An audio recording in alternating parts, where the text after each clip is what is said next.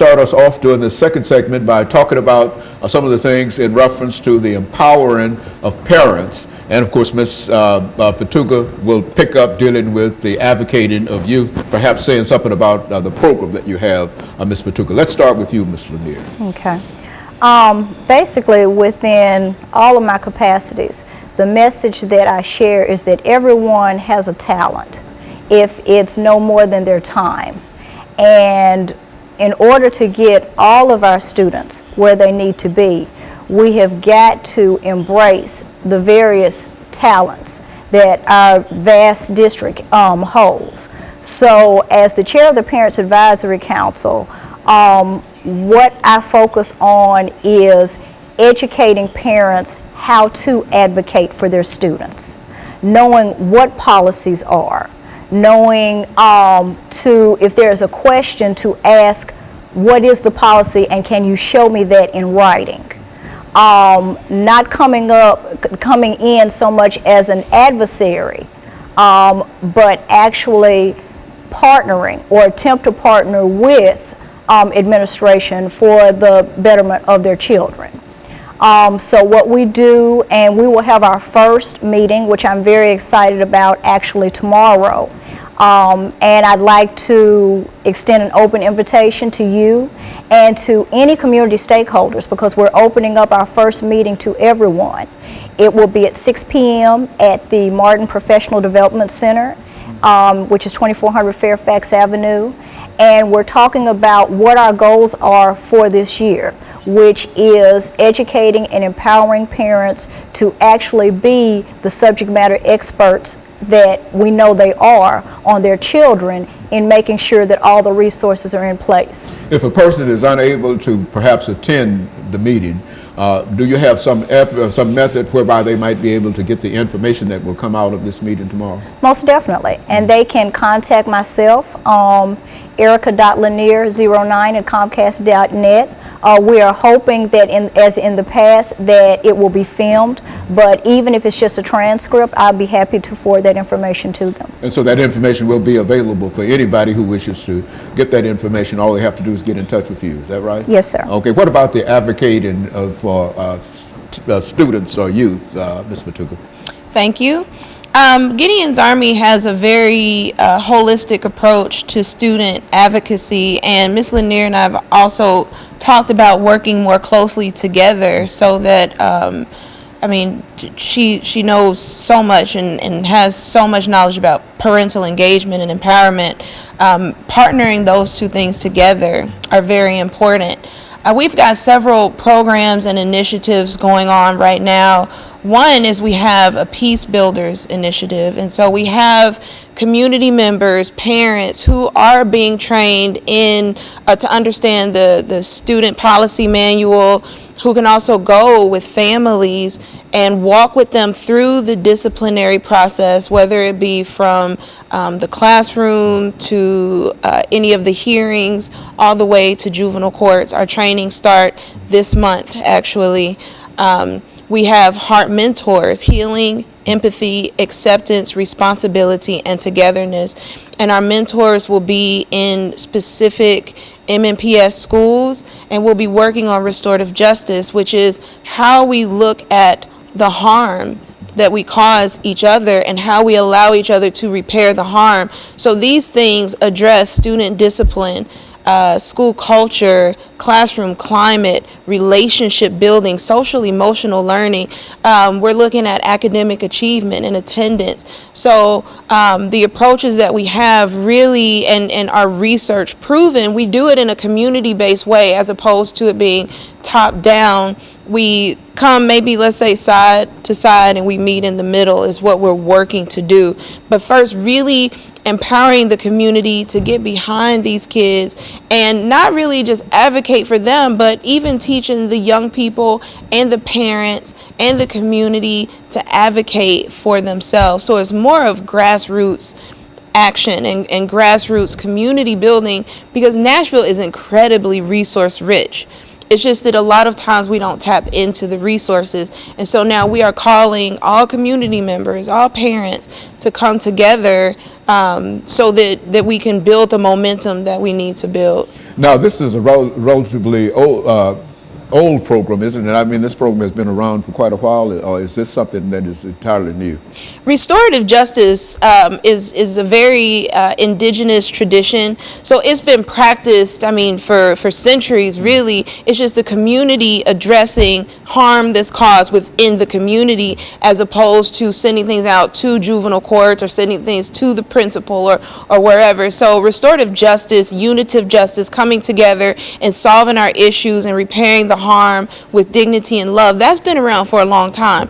As far as it being formally practiced in school systems, they've been doing it for a while, long enough to have research to support the actual philosophy, because it's more of a philosophy than a program. So it's going to look different at every school. It's going to look different in every district. It might look different in every classroom, depending on the culture of the classroom.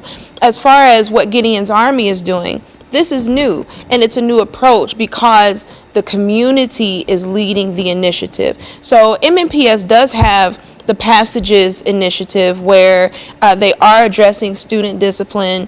They are looking at social emotional learning, student achievement, but that's still, it's community and it's MNPS, so it's very strong. They've got the structure to do the work, but the community voice has to be very strong. The community has to be in place so that no matter what top down does, our kids get service in the way that they need to, so that we have accountability, but also so that whatever we implement doesn't eventually go back and we have improper implementation, so that it doesn't begin to look back like the system, because the community is kind of leading it. So then we have support. A lot of times as community members, we come in and we have high expectations and high levels of pressure.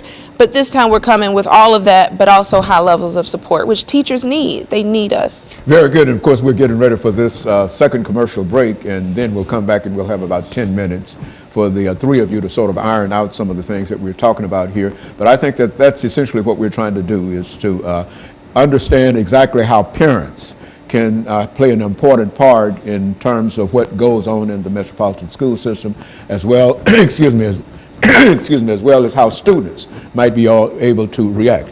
And we'll be back with our audience following this very, very short commercial break.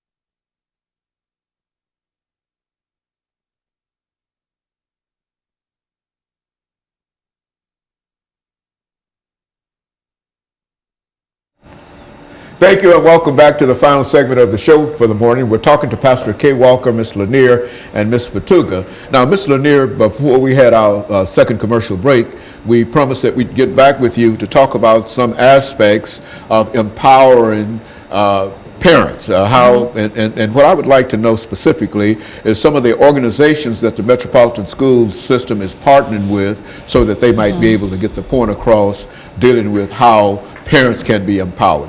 Speak to it from that perspective. Okay. And I'm a part of numerous. We have so many resources and so many partner groups. But I think what we have to focus on is making sure that parents know that they have those support systems, because it does truly still take a village to raise a child. One initiative through the NAACP that I'm very excited that we've done, we've recently partnered nationally with the United Negro College Fund, and we will be the launch for a nationwide tour September 20th at Tennessee State University for an Empower Me tour, which focuses on our high school and college students and teaching them things that we take for granted, such as financial literacy, a Tied Together program for the young men, to teach them how to be young men and strong, effective leaders, social media and its effects on our young ladies. So I'm very, happy that we're providing that resource. So the NAACP, of course, continues to be a strong resource, as does the Parents Advisory Council, because we start from the ground up in the actual schools, looking at what's working well and what challenges they are, and opening up a dialogue with their sister schools to see if we can resolve it on that level, and if not, to take it further up to the Director's Parents Advisory, to the school board, and to whatever other agencies need to be involved and need to come to the table. And what we're stressing to parents is it doesn't matter what your financial background is, it doesn't matter what your educational background is, you have the unique talent because you created that phenomenal student. So never let anyone discount you or tell you that you don't need to be at that table making decisions for your student. Mr. Fatuga, how, from the program that you have, how have parents reacted to your program, and how have students reacted to the programs that you're dealing with? Everybody loves what we're doing. Parents, students, community members, and the teachers. The teachers are really enthralled with what we're doing because it's positive, it's steeped in love and support. So they really enjoy us being in the schools. And so you find general support, widespread support for what you're doing in terms of trying to empower students. There's no opposition in a real sense to what you're trying to do, because everybody understands that it's a positive kind of thing. Is that what we're saying? Yes, for the most part. I think that we need to do a better job of really explaining and illustrating what restorative justice is to our school administration and to the school board, so that they can, they are on board, but I think that we could do a lot more if we make sure to just support them in learning what it is, because new concepts take a while to adopt, but they're moving in the right direction. So we have not had pushback, maybe just a little slower movement than we like. But everybody can buy into it. Yes. It's the kind of program that all elements of the school system can buy into this program, understanding that it's something positive for the students and they can do something with it. Absolutely, because we're all a part of creating it. It's community based. So it's not Rashida's program, it's not Gideon's Army, this is ours. And so having ownership, creating some of it as we go, it makes it very organic and empowering. And Gideon's Army is sort of a way that you tie into the school system with this. Is that what we're saying? Yes. Because it's not a part of the Metropolitan Schools. Is Gideon Army a part of the Metropolitan School System? We are not, but we are a part of Community Achieves. MNPS has done a really good job of working to pull in different organizations to partner and support the kids. So, we are definitely a MNPS supporter. We're behind them. We are a part of Community Achieves, but we are not directly developed from Metro Nashville Public Schools. We come in as an outside organization, both grassroots and programmatic, to offer the support to that they would need. I would imagine, Pastor Walker, that is what the NAACP is involved in terms of trying to make sure that the school system has what it needs in order to support both the parents as well as the students. Well, I'm fortunate to actually be able to sit up under and work with Erica Lanier and Rashida Fatuga on the education committee, as an education committee member, sitting under Erica Lanier, and also as being trained as an advocate with Gideon's Army under Rashida Fatuga. I'm honored to be able to do that because, you know, the children needs to be empowered, advocated for, and the parents need to be empowered to get involved. So I think these two working together will bring that about. The NAACP, of course, with the education committee, we're dealing with a lot of complaints that come from parents concerning students in the Metro Nashville public school system, and we address and deal with those various complaints. I think what's important here, Dr. Haney, is to understand that the condition of the school system, and first let me say this clearly, that we don't take an adversarial position toward the school system.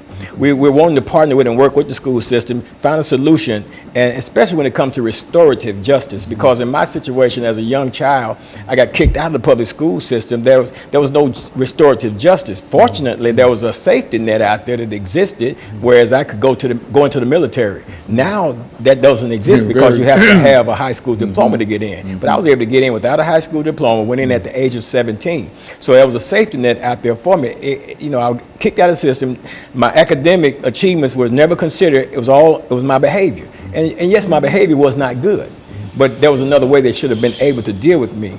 And so we need somebody to go and be at the table with these youth and advocate on their behalf, because a lot of parents, we got to be real about it, are missing in action. And Ms. Lanier is trying to formulate that and bring these parents that are coming and getting involved with the Parent Advisory Council to get engaged and be more involved in what their children are doing in school, because it's almost like in a nursing home situation. You put an elderly relative in a nursing home. If you show up on a regular basis, unannounced at all different times of the day, they got good care. If you don't show up, it's up in the air. You know what I'm saying? So and this is what we're trying to encourage parents to do. Get involved. I mean, you got a child in the Metro Nashville public school system. You're in the school system. You're in school too, because your child is in school. Get involved with your child in school. Be in the school. Be with that child when that child gets out of school, before that child goes to school. I got a grandson in kindergarten in Indiana. Every single morning, Dr. Haney, I call him and I prep his mind for school. Every evening when he get out, he calls me or I call him, and we talk about how his day has gone. So, and I'm in constant contact with the teacher. I was there when he went to his first day, and in no uncertain terms, I told his teacher, anything that deals with him, you need to contact me via phone, email, or what have you, but get in touch. I said, I'm 3.5 hours away. You call me that morning, I'll be there before the end of the school day. And of course, Mr. Lanier, do you think that many parents react to what you're doing from that perspective, that is, that they are anxious to help you, or what? Do you find any, I have never received any pushback. Parents are excited. They are thankful when you welcome them to the table, and they are ready to roll up their sleeves and do any and everything they can. And as has been said before, I'm glad that at this point MMPS is partnering with more organizations and are realizing that, we all bring something to the table. We all have a piece of the puzzle. And I applaud and commend those, who have worked with me. As Dr. Walker said, even though, even sometimes we do have complaints, a lot of them are simple communication, just education, that, you just need to be that middle piece, that sounding board, to get a resolve. And for the more complex, I will say that for the most part, MMPS has been more receptive toward getting away from, as we call it, the adult mess, and focusing on why we're all at the table, the student. Very good. Of course, let me thank the three of you, excuse me, for bringing by that excellent information. And let me encourage our audience to tune in again next week for another informative edition of Comments. Thank you and good morning.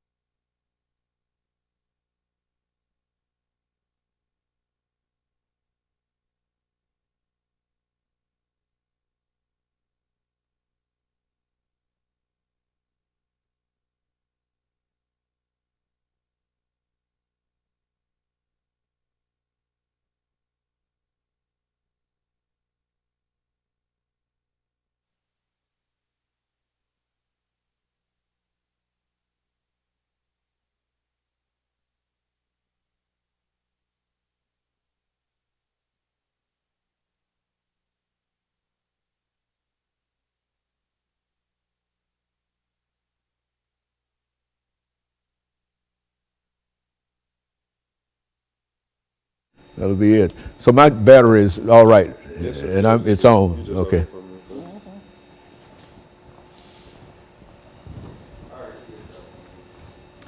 Yes, I'm so glad you were able to fill in for Mr. Kane and others, you know. And We tried to draft Sekou, Dr. Franklin, and he said, oh, then they drafted me. well, that's good. That's good to be here. I'm glad that you're able to be with us because that's a very, very important program.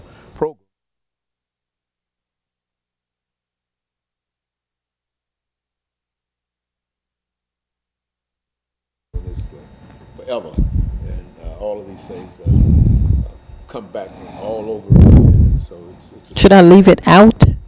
So it, that's fine. okay. All right. Hold the chair so she can get up in the chair. Yeah.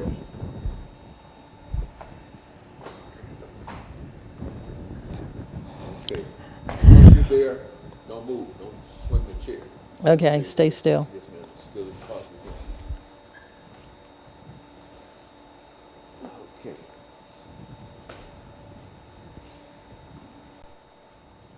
Miss Jackie Sims. Do I need a mic check? Okay, can you hear me okay? Just rambling, just kind of, just anything, just say anything. Okay, all right. Now's the time for all good men to come to the aid of their country. I'm telling you. Well, I'm excited. A little nervous. This is, I haven't done this for about 15 years. Oh, you're back now. Yeah. Okay, good. You used to do this, huh? Well, I had a job in South Carolina that required my being in front of a camera on a project there. Very good. That's Yeah. good. So you won't have any problem anyway. I hope not. You can't mess this show up. I'm the only one that can mess this show up. I like the sound of that. I know, you know, the only way you can mess it up is don't say anything. Okay, And sometimes what you're saying might not make any sense. But you don't say anything. I'll keep talking. You know, that's the idea that everything is well as long as you keep on talking. Keep on talking. People walking on the television said they hear a word here or there.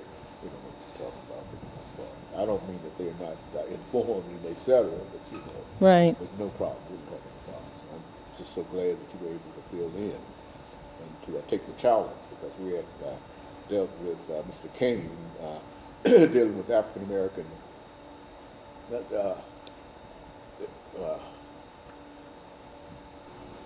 compensation, African American compensation. I think that was what we dealt with him at one time. Okay. Reparations. Yeah, reparations. Yeah, I issue of attended a reparations meeting with him. That's right. And, Yeah. and so he suggested that you would have a lot of information dealing with the criminal justice system and et cetera, et cetera. And so. I hope so. Well, you will, because just talk about what you know. You Okay. see, and more than likely what you know I've heard 1,000 times but forgot it anyway, you know, and so. Right. Are you picking me up? Okay, very good. Okay, as soon as you're ready, you see, and what we want to try to do is not to move because when you move this chair, the camera follows, and so make sure that you Just stay focused just stay on and you. just look at me. That's I all you will. got to do. That's all you got to do. Just watch me. Okay. You know, as I said, I'm the only person that can mess this show up. Okay. And so we don't want to do it now. Okay, Joe. Anytime you're ready.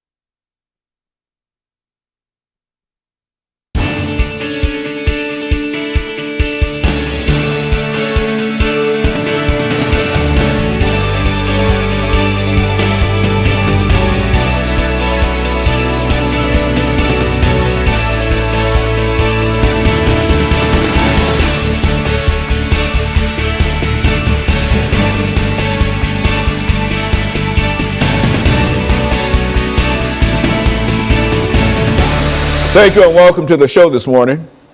The topic this morning is Democracy in Nashville, and we're fortunate to have with us one of the coordinators of the organization Democracy Nashville to talk about some of the things and some of the activities that this organization is involved in, especially dealing with the criminal justice system. And we are joined this morning by Ms. JSims. As we indicated earlier, a coordinator of the organization. Ms. Sims, let me welcome you to the show this morning. Thank you. And tell you how delighted we are to have you with us this morning, and that we've heard quite a bit about some of the activities that you will talk about today, and we know that there are a number of individuals that are associated, excuse me, with you as well as this organization. But let's start off, Ms. Sims, by giving you an opportunity during this first 6-minute segment to talk about your background, your education, and some of the things that were important in terms of bringing you to us this morning. And then we should be able to wrap that first segment up and come back and talk about the organization itself. Okay. I've been here for a long time this morning, and so, Okay. but go on and do that now. Okay, great. Well, thank you so much for having me. This is exciting. I am one of those Yankee transplants, but actually I've been in the South a whole lot more than I've lived up north. Grew up in Philadelphia, came south to Alabama for my undergraduate and my graduate education, and later moved to South Carolina, where I married, had my family, have 5 children, and began work in my discipline. I received a master's in counseling psychology and a certification in gerontology from Alabama A&M University. My undergraduate work, which would surface later, was a degree in religion from Oakwood University.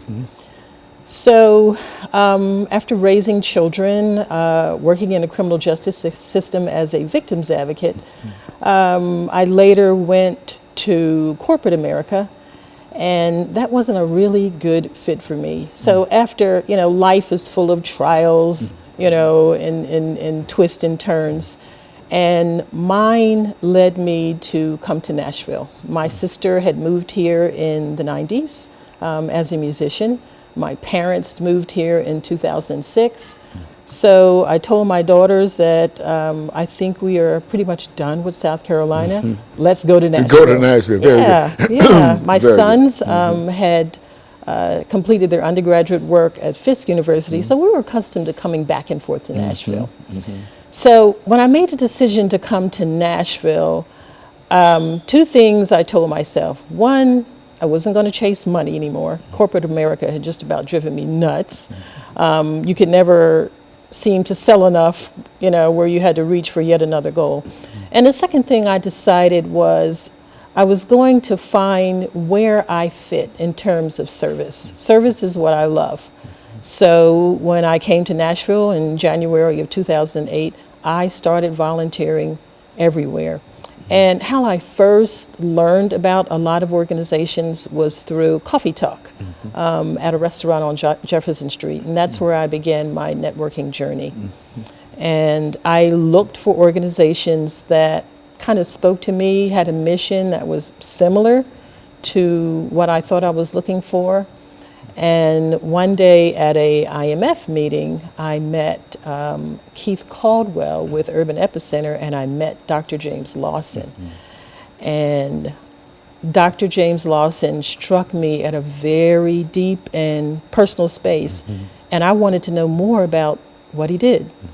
And I started attending Saturday morning meetings, 8 o'clock, and it became almost like a spiritual journey as I began to learn about organizing and nonviolence, resistance, and just everything pertaining to social justice. So you were easily brought into the whole area of social justice, activity, criminal action, civil rights, and everything that Dr. Lawson was involved in. And exactly. So in a real sense, you might say that he was your mentor. Is that would that be correct? Without a doubt. I would say that he was a mentor. And that's also where I met Dr. Franklin, who also works with me in the Democracy Nashville, Kenneth Kane, and several other persons that I now have amazing relationships in community work. Very good. And of course, what we'll do Ms. Sims, is to take this first commercial break, and then we'll come back after a couple of minutes, and then we'll talk about the organization, Democracy Nashville, and it'll give you an opportunity for about 8 minutes to simply bring us in tune with that particular organization. But now we're going to take a break, and we'll be back with our audience following this very, very short commercial break.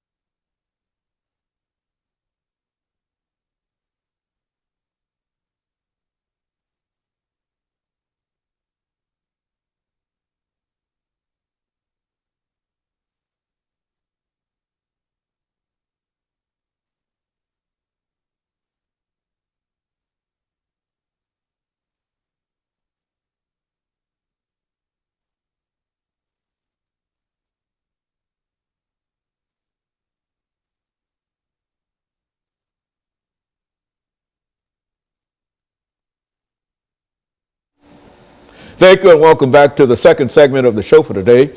We're talking to Miss Jackie Sims.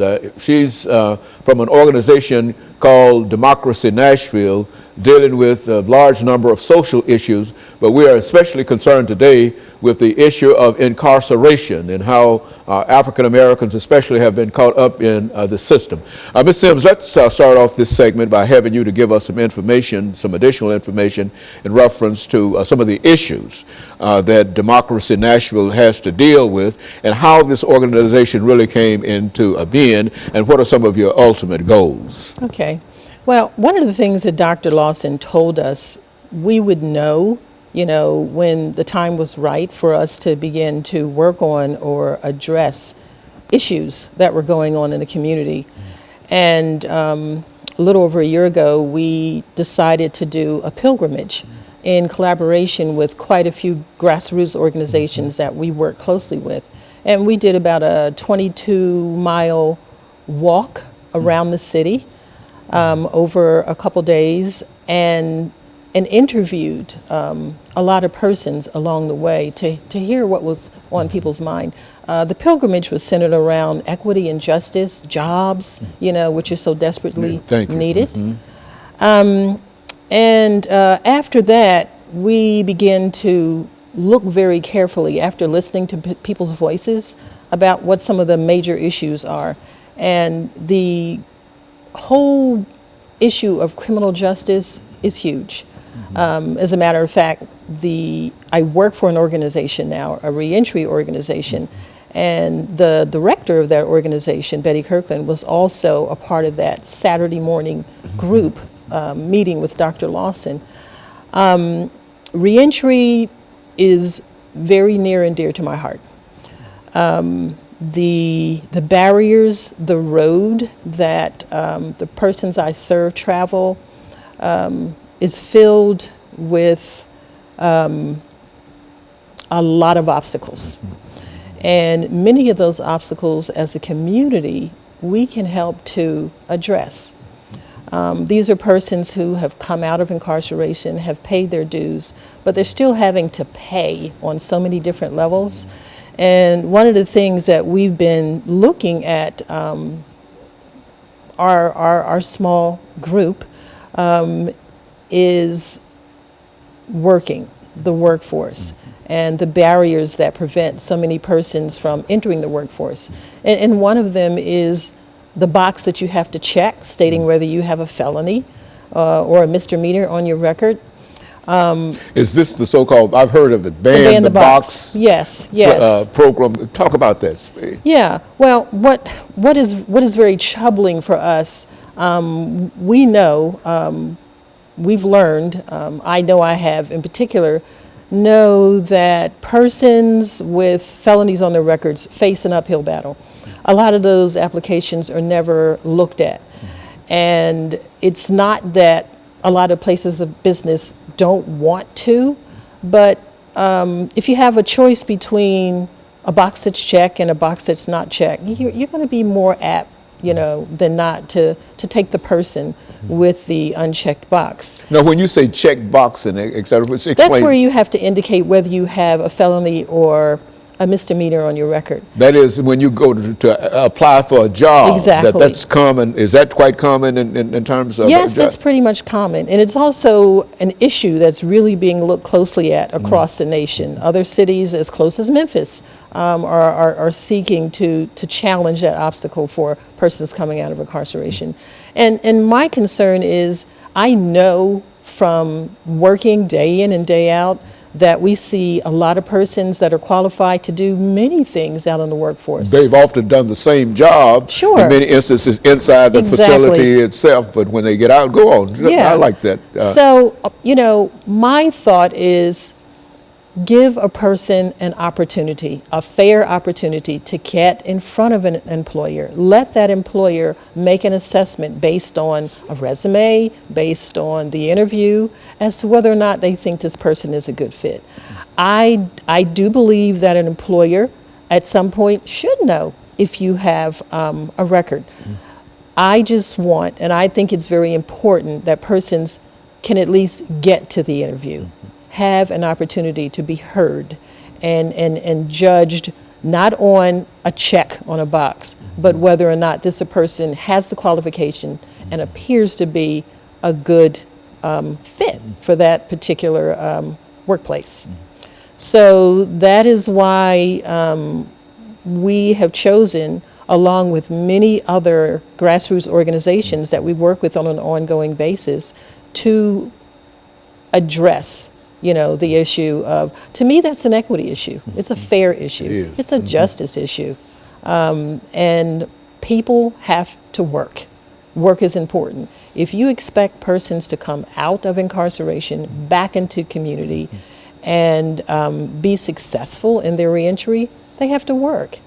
They have families, they have children, and they want to live successful lives just like you and I do. So, this is why we have chosen this to be one of the issues that we look closely at, and that we align ourselves with churches, other grassroots organizations, other nonprofit organizations that think pretty much the way we do about this being an equity and a justice and a fairness issue. Have you had an opportunity to deal with employers and to find out exactly how they feel about this box? I mean, this check that they have to, that the individuals who are seeking employment have to make? Yeah. Well, at my place of employment, I'm employed at Project Return. One of the things that we're tasked to do from week to week is to always look for places of business that are hiring.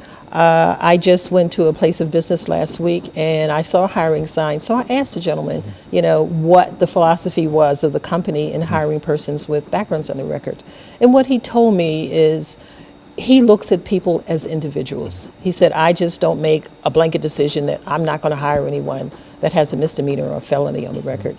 Now, it is important to him that he knows what the particular charge is, but he chooses to take persons as individuals, give them the opportunity to sit down with him and interview before he makes that decision. And I think, I think that's pretty common amongst many employers in the Davidson County area. It makes sense in a real sense in terms of just Sure. trying to determine, but it really doesn't make sense when the very fact that if an individual checked the box, then there's no other consideration given in reference to him. Is that what you? No, what well, we're saying? so often those applications are just, they go in file 13. Okay, you know, very good. trash can. We're going to take this second commercial break, and we'll be Certainly. back with our audience following this very short commercial break.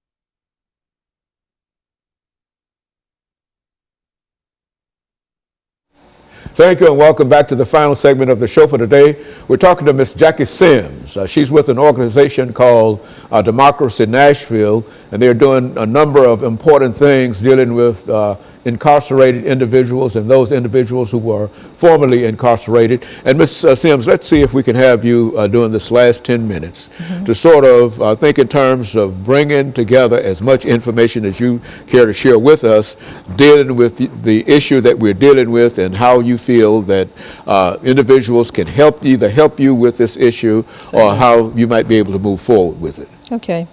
The first thing I'd like to say, when I made a decision to move to Nashville and I said I wanted to serve, I had no idea the reward that was in store for me when I began my work as a servant. I really consider myself a servant.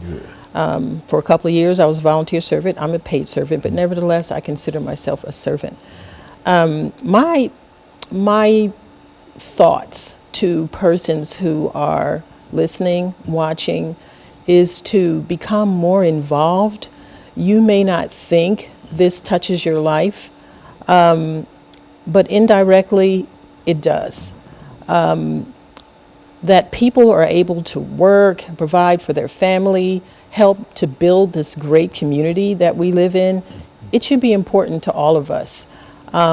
Issues surrounding incarceration could very easily touch your life at any given time. Almost many individuals. Yeah, we all know someone. That's exactly it. We a friend, family member, but we know people. So we want to care and we want to get involved. There are different ways that you can get involved. It may be through your church. A lot of places of houses of worship have committees or, an organization that's dedicated to prison issues.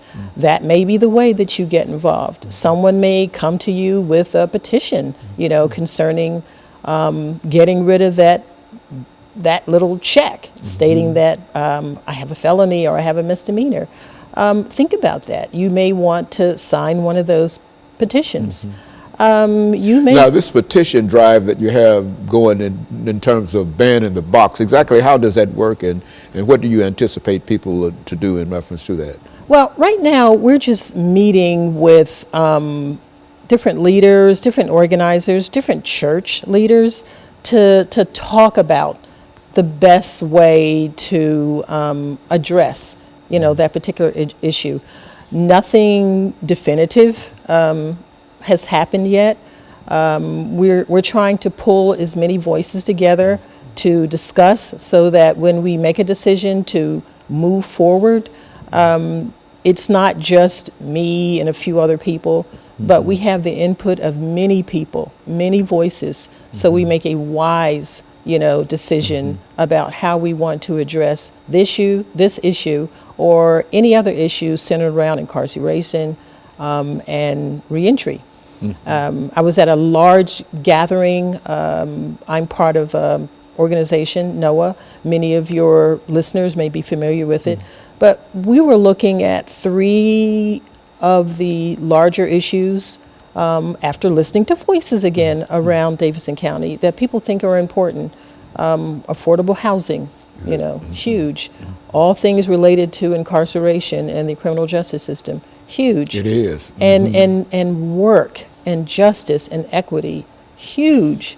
So find a way to fit in to some organization of your choosing and work on these really huge issues. What you're going to find out is they overlap and intersect one another constantly. There's a place for all of us to roll up our sleeves and put in a little extra hard work. The great thing is the reward truly will be yours, as it has been for mine. To make this sort of contemporary, I think some of the things that you're talking about can also be seen in some of the controversies that are going on nationally today, dealing with the Ferguson affair. How does that fit into what you're trying to do? Well, too many people, period, but especially persons of color, are struggling with this whole inequity centered around joblessness. Persons need work. Young people especially, need work, need to be building their lives. And when there's nothing to do but casually walk down the street, which we should all be able to do at any given time, then it puts us all at greater risk. The need for work, for meaningful work where people can build lives, where they can protect and raise their families, that's critical. I can't understand why people can't seem to understand that. If you don't have a job, then there's no encouragement in terms of trying to do the right thing, so to speak, Sure. and et cetera. And some of these individuals are incarcerated. They go and they work in productive jobs. They might stay there 5 or 6 years, and they are given Certainly. real responsibilities in terms of doing this or that. And nobody seems to be able to think in terms of giving them the same kind of responsibilities that what they've been doing for the last 5 or 6 years when they come out of jail. Right. You see, and so I think go on and speak to that. I think And that's a real we're a issue. nation. We are supposed to be built upon Judeo and Christian values. How can we not have compassion? How can we not forgive? How can we not give someone a second? And they may need a third opportunity. We should be able to do that. Lives are at stake. Children need fathers at home. Children need mothers at home. Far too many fathers and mothers are being incarcerated. I'm in and out of our local facility every Friday morning, and I'm visiting far too many mothers. Talk about that. Yeah. Yeah, who need to be home with their children, who want to be home with their children. I talked to one young woman, she has 2 small children, 4 and 6, and theft charge, and she is talking to me about how debt to theft charges have caused her to be incarcerated. And she said, I'm having a difficult time finding work. I have to feed my children. I have to support my children. She is desperate for work. And she is one of countless others, male and female. So as a Black community. and white. Black and Just, white. Yes. All the whole group, the whole race thing. Exactly, exactly.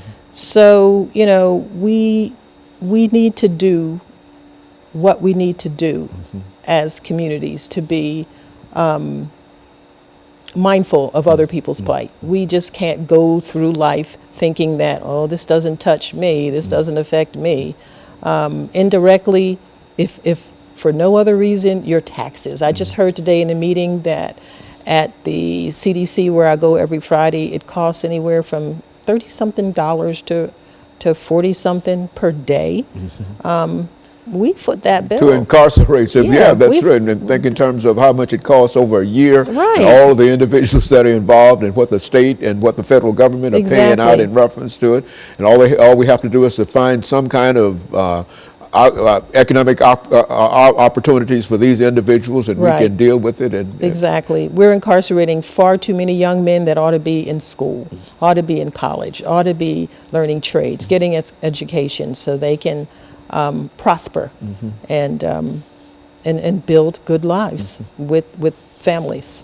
You know, I think, Ms. Sims, I think that all of us understand that, but I think that, and that's why we appreciate what you're doing here. I think they have to have an opportunity to hear people enunciate that idea every now and then, so that they can become more informed in terms of what you're saying is that it impacts all of us one way or the other, and so we all ought to be concerned about it. And I just want to thank you for being willing to come by and give us that My information in reference to this, and I know that you're working with other individuals, and I know that all of you are doing the best that you can, and I'm hoping that somehow what you've said today will somehow touch our audience and make them more conscious, because I think so. everybody understands it, but make them Right. more conscious of the fact. And I just want to thank you for bringing that information by, and I want you to carry this idea back on to others. And let me encourage you to tune in again next week to another informative edition of Comments. Thank you and good morning.